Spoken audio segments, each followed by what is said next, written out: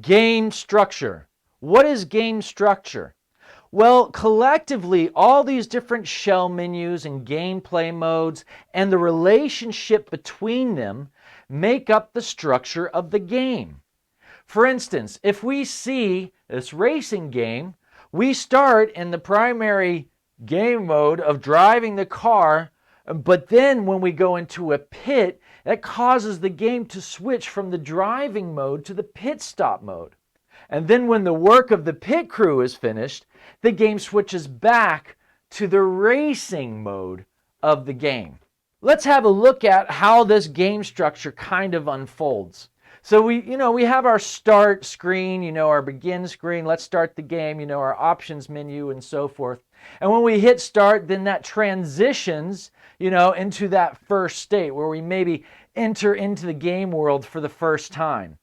Right? Maybe then once we enter into that game world for the first time, we see a quick transition over to another state whereby we get some kind of tutorialization about the world or the different controls we need to do. That then transitions back into the open game world where we start to try and do those things we learned in the tutorial, try to do them better, and then what do you know? We transition because we got to another state in the game. Maybe we leveled up and now we have to go add some more cool abilities, which takes us into another training mode, etc. And so this flow going from one state to the other with these different transitions from one shell menu to one gameplay mode, this is your game structure.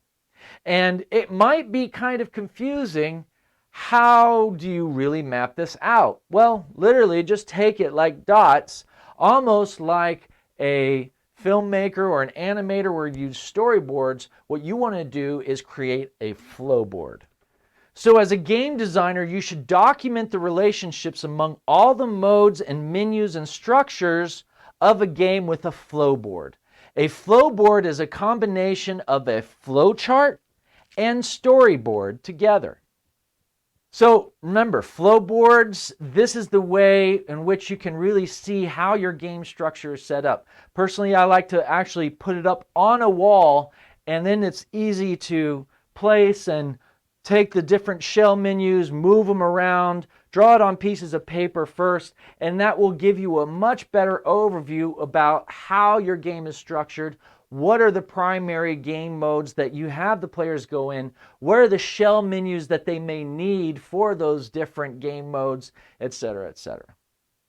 Now, I want to go over a couple of guidelines that you need to think about when designing these menus. First of all, be consistent in both the aesthetics and the functionality. Make sure that those are really going in unison. Also, give the feedback to the player when they need it. Yeah? Don't give them a whole bunch of extra information that they don't really need. Give them that feedback that the player needs.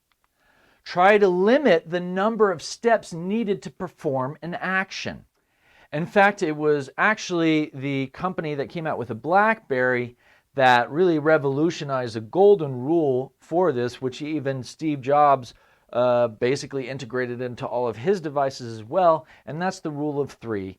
3, once again, make sure that the player can reach all the different menus and anything they need within 3 clicks. Yeah, 3 clicks. Be able to, when you have that flow board set up, can you move through the game at any time through those 3 clicks? The reason why we want those 3 clicks is we want to minimize the physical strain or RSI on our players. This is a real issue. We don't want our players to not be able to play the games because all of a sudden they have a repetitive injury in their hands from trying to double click, triple click, quadruple click multiple times every millisecond in order to play the game. Limit the number of things a player needs to remember. How many different codes, how many different combos, how many different things does a player need to remember? Try to limit those things so that they can find that information easily when they need it, but they don't necessarily need to remember all of it. And then keep controls and feedback together. So if you're designing a racing game for a keyboard controller, such as for the PC or Mac, you know that people are going to use the W key to go forward, the A key to go left, the D key to go right, and the S key to reverse. Make sure that you try to keep these different norms of controls within the genres, keep them concise so that you don't have to relearn all these different controls for new players coming in that prefer that genre. And then finally, provide shortcuts. Those in-game menus, those nice little shell menus, make sure you provide nice little shortcuts in there for your players. This is what I want you to do as a next challenge.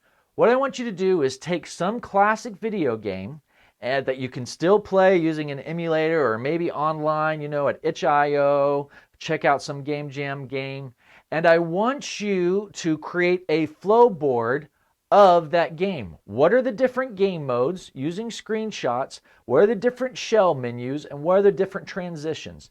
And make a flow board of that game.